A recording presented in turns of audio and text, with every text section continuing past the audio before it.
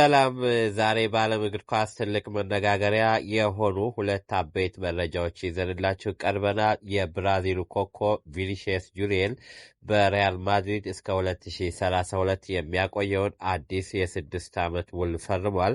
በሌላ በኩል ደግሞ ይህ ዝውውር የፕሪሚየር ሊጉን ሻምፒዮን አርሰናልን ትልቅ የዝውውር ቀውስ ውስጥ ጥሎታል።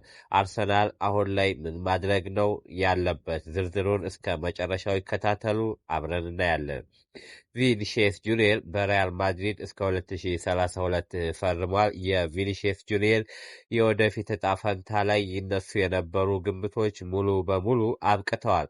የ26 ዓመቱ የብራዚል ኮከብ በሳንቲያጎ በርናባው እስከ ሰኔ 30 2032 ድረስ የሚያቆየውን አዲስ ውል ተፈራርሟል። ቪኒሺየስ በኢንስታግራም ገጹ ላይ 8 ዓመት በቤርናባው በጣም አነስተኛ ነው፣ ተጨማሪ 6 ዓመታት ለዘላለም ሲል ደስታውን ገልጿል። በአዲሱ አሰልጣኝ ሆዜ ሞሪኖ ጋር ከተነጋገረ በኋላ በክለቡ ለመቆየት መወሰኑ ተናግሯል። የቪኒሺየስ አስደናቂ ቁጥሮች በሪያል ማድሪድ 8 ዓመታት ቆይታ 375 ጨዋታዎችንና 128 ጎሎችን አስቆጥሯል። 14 ዋንጫዎችን፣ 2 የሻምፒዮንስ ሊግ፣ 3 የላሊጋ፣ 3 የክለቦች የዓለም ዋንጫ እና ሌሎችን ዋንጫዎችን በሪያል ማድሪድ አሳክቷል።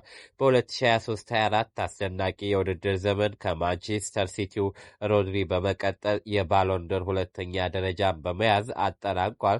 ያኔ እንዲሁም ሪያል ማድሪዶች ሌሎችም ማንቸስተር ሲቲ ሮድሪ ሳይሆን የሪያል ማድሪዱ ቪኒ ነበር መብላት ማሸነፍ የነበረበት ሲሉ አብዛኞቹ አስተያየት ተናግረዋል። ለማንኛውም ሪያል ማድሪድ የቪኒሺየስን ውል ከማራዘሙ በተጨማሪ የቡድኑ ስብስብ ለማጠናከር የዲዮማንዴን በ120 ሚሊዮን ፓውንድ በበርናርዶ ሲልቫ፣ ማርክ ኮኮሬላን፣ ኢብራሂም ኮናቴ፣ ዴዚ ዱምፈርሲን ለማስፈረም ችሏል።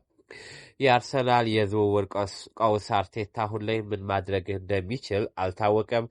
ለማንኛውም አርሰናል በክረምቱ የክንፍ መስመር ለማጠናከር አቅዶ የነበረ ቢሆንም ሁለቱንም ዋና ዋና ኢላማዎች የነበሩት መክሸፋቸው ተረጋግጧል።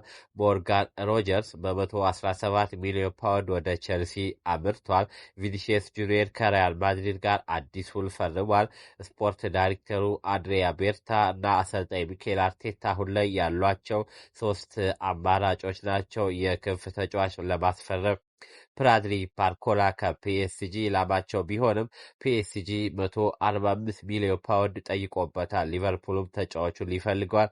እንደ ማርከስ ራሽፎርድና ራፋኤል ሊዮን ያሉ ተጫዋች ቢኖሩም አርሰናል ከፍተኛ ስጋት አለባቸው። በእነዚህ ተጫዋቾች ባላቸው ተጫዋቾች መቀጠል ከፈለጉም ክለብ ብሩጅ ያመጣው አዲሱ የክንፍ ተጫዋች ክሪስቶስ ሶሊስ የ1 ዓመት ውል ያለው ጋብርኤል ማርቲኔሊ በቦታው ይወዳደራሉ። ትኩረት ወደ ሌላ ቦታ መቀየር ከፈለገ ሁሊያን አልቫሬዝ እሱን ለማስፈረም ጥረት እያደረጉ ቢሆንም አልቫሬዝ ወደ ባርሴሎና የመሄድ ፍላጎት አለው። የአስቶን ቪላውን ተከላካይ ለማስፈረም ኮንሳን ከፈለገ በዊሊያም ሳሊባ ጉዳት ምክንያት 60 ሚሊዮን ፓውንድ ማውጣት አለበት። ገንዘቡን የተከላካይ ክፍሉን ለማጠናከር ሊጠቀምበት ይችላል። አርሰናል ቀደም ብሎ ብሩኖ ጉማሬሽን ያስፈረመ ቢሆንም በዝውውር መስኮቱ መጨረሻ ላይ ሌላ ትልቅ አጥቂ ያስፈርማል ወይስ ባለው ስብስብ ይገፋ ይሆን? እናንተስ አርሰናል ማንን ማስፈረም አለበት ብላችሁ ታስባላችሁ? አስተያየታችሁን በኮመንት ታጋሩ። ቪዲዮውን ላይክ እና ቻናሉን ሰብስክራይብ ማድረጋቸውን እንዳትረሱ። መልካም ቀን።